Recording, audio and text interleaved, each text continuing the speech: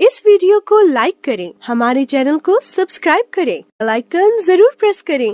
नमस्कार, मैं हूं कविता उपाध्याय, आप हैं नमामि डिजिटल के साथ। आज हम बात करने वाले हैं कि खास पर्सनालिटी से, बीजेपी की लीडर हैं हमारे साथ में, दिल्ली प्रदेश से प्रवक्ता हैं ऋचा पांडे मिश्रा। जी हाँ, आज इनसे बात करेंगे। इस समय हम आए हैं आईटी एक्सटेंशन वार्ड 205 में। आइए सीधी बात करेंगे मैम से, क्योंकि एमसीडी के जो चुनाव हैं आपको पता है कि तारीखों की घोषणा हो चुकी है और 7 दिसंबर को जब रिजल्ट आ जाएगा तो 250 सीटों पर कौन काबिज होगा सब सामने होगा। मैम बहुत बहुत स्वागत है आपका। ऋचा जी, मैं ये जानना चाहती हूँ कि आप प्रदेश में प्रवक्ता भी हैं और आप सभी जानते हैं कि आप पहले आम आदमी पार्टी में थे, बीजेपी में बहुत सालों से बीजेपी में हैं, अब करंट में एमसीडी चुनाव आपके सामने आ रहे हैं, तो किस तरीके से देख रहे हैं दिल्ली को? देखिए, दिल्ली में एमसीडी का चुनाव आने वाला है और जो कांग्रेस ने 3 एमसीडी कर दी थी बिना सोचे समझे, या उस वक्त किस लालच में उन्होंने दिल्ली की अच्छी खासी एमसीडी को 3 एमसीडी में बांट दिया था। अब अमित शाह जी, हमारे गृह मंत्री जी की वजह से अब ये सारी एमसीडी का एकीकरण हो चुका है। अब दिल्ली का एक ही मेयर होगा, दिल्ली एक सेंट्रलाइज्ड तरीके से गवर्न होगी और जो भी एमसीडी की प्रॉब्लम्स थी, जो निगम की प्रॉब्लम्स थी फंड ना मिलने की वजह से, जो कि आम आदमी पार्टी की सरकार ने इतने समय से पिछले 5 सालों में तो किया ही है, परेशान किया है एमसीडी के लोगों को। जबकि कोरोना चल रहा था कविता जी, आप जानते हैं, सब लोग अपने घर के अंदर बैठे हुए थे, उस वक्त दिल्ली को साफ रखने का काम निगम के कर्मचारियों ने किया था और तब आम आदमी पार्टी की सरकार ने, अरविंद केजरीवाल ने इतनी राजनीति की कि उनको सैलरी के पैसे नहीं दिए।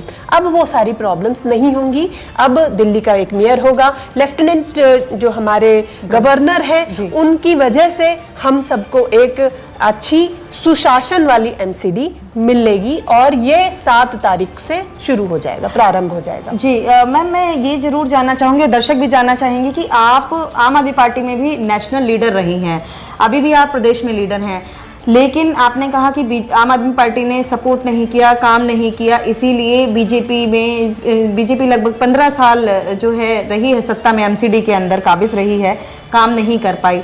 15 साल में मौका नहीं मिला, क्योंकि आम आदमी पार्टी के तो सीधे सीधे आरोप है कि 15 सालों में कोई काम ही नहीं किया आपने, सिर्फ कूड़े के पहाड़ बनाए हैं। देखिए, आपने 2 क्वेश्चन पूछे जी। एक तो आम आदमी पार्टी में ऐसा क्या हो रहा है कि उन्होंने, कि मैं वहां से यहाँ क्यों आई।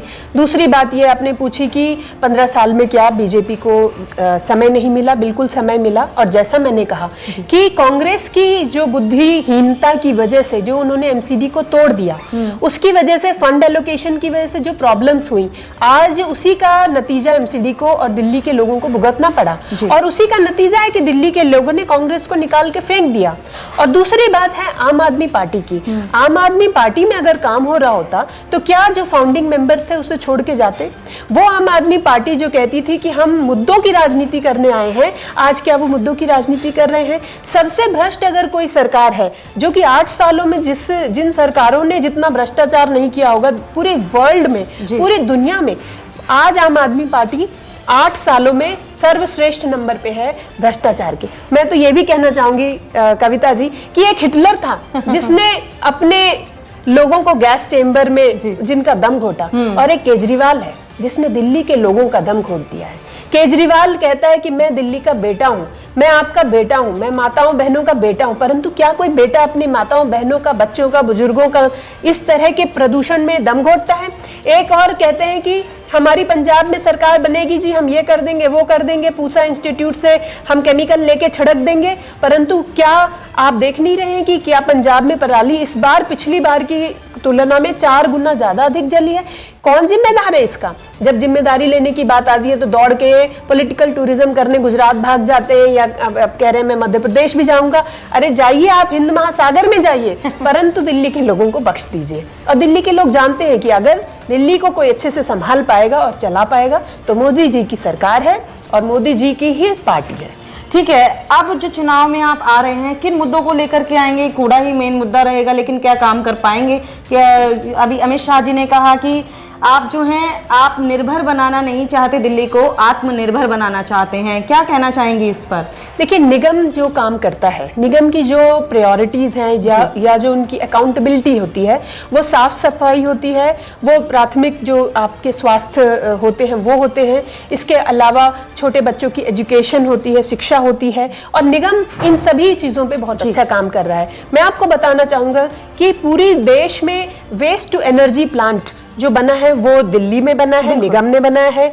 इस तरह के ऐसे पार्क बने हैं जहां कूड़े से और कचरे से बहुत सुंदर सुंदर कलाकृतियां बनाई हैं, और आज लोग उसे देखने जाते हैं, उससे रेवेन्यू आता है। सब साउथ दिल्ली में भी है। ईस्ट दिल्ली में जैसे कि मैं आपको कह रही हूँ कि आप देखिएगा विद इन फ्यू मंथ्स, अब नई एमसीडी को चुनते ही within few months east Delhi की जिस तरह कायाकल्प होगी नई एमसीडी के अंतर्गत, वो देखने वाली होगी, क्योंकि ईस्ट दिल्ली में गौतम गंभीर जी ने भी इतना अच्छा काम किया है। कूड़े के पहाड़ों की जो हाइट है वो उन्होंने कम की है। ईस्ट दिल्ली में जिस तरह यमुना की सफाई के जो एमसीडी के अंतर्गत चीजें आती हैं, सौंदर्यकरण पार्कों का होता है, नालों की सफाई और नालियों की सफाई, ये सब बहुत जरूरी है। ईस्ट दिल्ली में चिकनगुनिया और डेंगू की कम से कम रिपोर्ट्स हैं। तो एमसीडी का जो काम है वो काम केवल एमसीडी अच्छा कर सकती है। अब आम आदमी पार्टी कह रहे हैं कि जी हमको मौका दीजिए, आपको जिस काम का मौका दिया है आप वो तो करिए। आपने एक भी मोहल्ला क्लिनिक ईस्ट दिल्ली में ऐसा है जो चल रहा है? आप कह रहे हैं महिलाओं के मोहल्ला क्लिनिक, मैंने तो आज तक एक भी ईस्ट दिल्ली में महिला मोहल्ला क्लिनिक नहीं देखा। और अब बताइए, जब कोविड में इंजेक्शंस और दवाइयाँ और लोग इधर उधर भटक रहे थे, तब सारे मोहल्ला क्लिनिक बंद पड़े थे, तो ऐसे मोहल्ला क्लिनिक का क्या फायदा? ऐसा फंड आपको क्या हमने शराब बेचने के लिए चुना था? हमने आपको शराब बेचने के लिए नहीं चुना था। आपको जो काम दिया है वो करके दिखाए, उसमें वो असफल हुए हैं। और न केवल निगम, अगली बार दिल्ली में भी भाजपा की ही सरकार बनेगी और जनता की सेवा करेगी। आईपी एक्सटेंशन 205 नंबर महिला सीट है, और निश्चित तौर पर दावेदारी में आपका भी चेहरा है, आपका भी नाम हो सकता है। क्या कहेंगी अगर पार्टी आप पर विश्वास जमाती है, आपको मौका देती है, तो क्या कहना चाहेंगी? देखिए, मैं तो कार्यकर्ता ही हूँ पार्टी की, और इस सीट पे भगवान के दया से बहुत अच्छी अच्छी महिलाएं हैं, बहुत अच्छी महिला नेता हैं जिनसे मैं भी बहुत कुछ सीखती हूँ। हम में से किसी को भी टिकट मिलती है तो कमल ही यहाँ पर खिलेगा, और उस कमल को खिलाने के लिए हमें जितना प्रयास करना पड़ेगा, जनता हमारे साथ है। ये भाजपा की ही जीती हुई सीट है और हम इसको कंटिन्यू करेंगे, और यहाँ के जो बुजुर्ग हैं उनके लिए हमारी निगम पार्षद ने अभी तक जो काम किया उन कामों को, अच्छे कामों को आगे बढ़ाएंगे। ठीक है ऋचा जी, अगर हम आईपी की ही बात करें तो एक सवाल इसी से संबंधित है।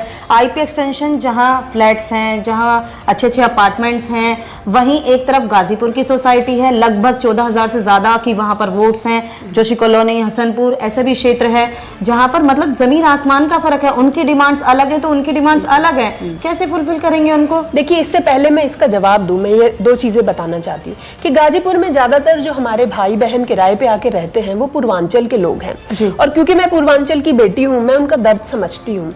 जब अरविंद केजरीवाल ने कहा था कि 500 रुपए का टिकट लेके पूर्वांचल के लोग आ जाते हैं और दिल्ली को गंदा करते हैं, और जब कोरोना की पहली लहर आई थी तो उन्होंने सब लोगों को भर भर के बसों में आनंद विहार बस अड्डे पर फेंक दिया था और पूर्वांचलियों को कहा था कि तुम अपने घर चले जाओ, तो गाजीपुर के लोगों ने, मैं आपको बताना चाहूंगी कि वहां रहने वाले पूर्वांचल के भाई बहनों ने अपनी जो नौकरी करने जाते हैं उन लोगों का ध्यान रखा था।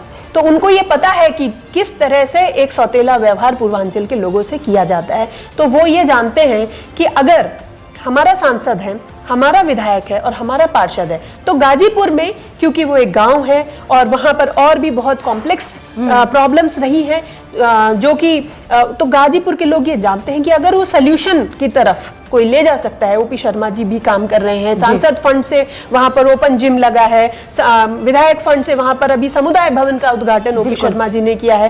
तो अगर कोई क्वालिटी वहां दे सकता है तो वो भाजपा ही दे सकती है, वो कमल ही दे सकती है। कोई भी झूठे प्रचार में नहीं आएगा, और खासकर गाजीपुर के लोग नहीं आएंगे। दिल्ली वालों को अंत में क्या कहना चाहेंगी, क्योंकि 4 दिसंबर का दिन होगा और कोई ना कोई तो चुनाव चिन्ह लोग पसंद करके उसको बटन दबा कर आएंगे। मेन मकसद नमामि डिजिटल की तरफ से हम तो ये कहेंगे कि 100% वोटिंग होनी चाहिए, हमें पीछे नहीं हटना। दिल्ली वालों का एक एजेंडा रहना चाहिए, जो भी आपको पसंद है पार्टी, उसके लिए वोट करने जाए। मैडम, आप क्या कहेंगी वोटिंग के लिए? जी, मैं भी यही कहना चाहूंगी कि आप अपना वोटिंग का अधिकार का पूरा उपयोग कीजिए। कीजिए।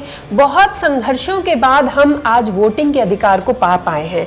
मैं महिलाओं से खासकर कहना चाहूंगी कि अपने घर में जलपान से पहले मतदान जरूर करें। और जिस दिन 4 तारीख है, क्योंकि शादियों के मुहूर्त लगे हुए हैं, तो शादियों में जाने से पहले भी कृपया मतदान करके जाएं। आप जिसको भी वोट देते हैं, आप ऐसे व्यक्ति को वोट दीजिए जो आपके जीवन को महका सके और वो एक फूल ही महका सके।